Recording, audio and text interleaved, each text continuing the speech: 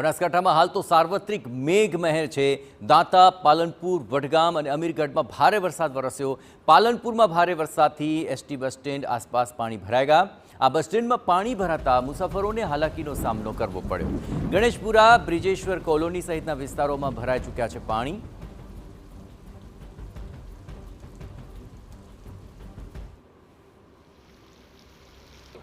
બનાસકાંઠામાં ગત રાત્ર ભારે પવન સાથે વરસાદ પડ્યો છે। સૌથી વધુ દાંતામાં 9 ઇંચ વરસાદ ખાબક્યો છે, જ્યારે પાલનપુરમાં 2, દાંતીવાડામાં 2, ડીસામાં 1.5 ઇંચ, વડગામમાં 2 ઇંચ વરસાદ અને સહિત જિલ્લામાં છૂટો છવાયો વરસાદ ખાબક્યો છે। જે પ્રકારે પાલનપુરમાં પણ વરસાદ પડ્યો છે ને જેને લઈને બસ સ્ટેન્ડ વિસ્તાર સહિત જે ગણેશપુરા વિસ્તાર છે, જે હાઈવે વિસ્તાર છે, સિવિલ વિસ્તાર છે, બ્રિજેશ્વર કોલોની વિસ્તાર છે, ત્યાં પણ પાણી ભરાયા છે। જે પ્રકારે આ જૂનું બસ સ્ટેન્ડ છે અને જૂના બસ સ્ટેન્ડમાં જે પ્રવેશવાનો રસ્તો છે ત્યાં પણ પાણી ભરાય છે। એટલે કે જે પ્રકારે અહીંયા પાણી ભરાય છે ત્યારે મુસાફરો અને જે વાહન ચાલકો છે તેમને હાલાકીનો સામનો કરવો પડી રહ્યો છે। અત્યારે જે પ્રકારે વરસાદી માહોલ છે ને વરસાદી માહોલને લઈને જે પાણી ભરાયા છે ત્યારે સમગ્ર જિલ્લામાં હજુ પણ વધુ વરસાદ પડશે તેવી હવામાન વિભાગની શક્યતા છે। ત્યારે અત્યારે તો જે બસ સ્ટેન્ડ વિસ્તારમાં પાણી ભરાયા છે ને જેને લઈને લોકો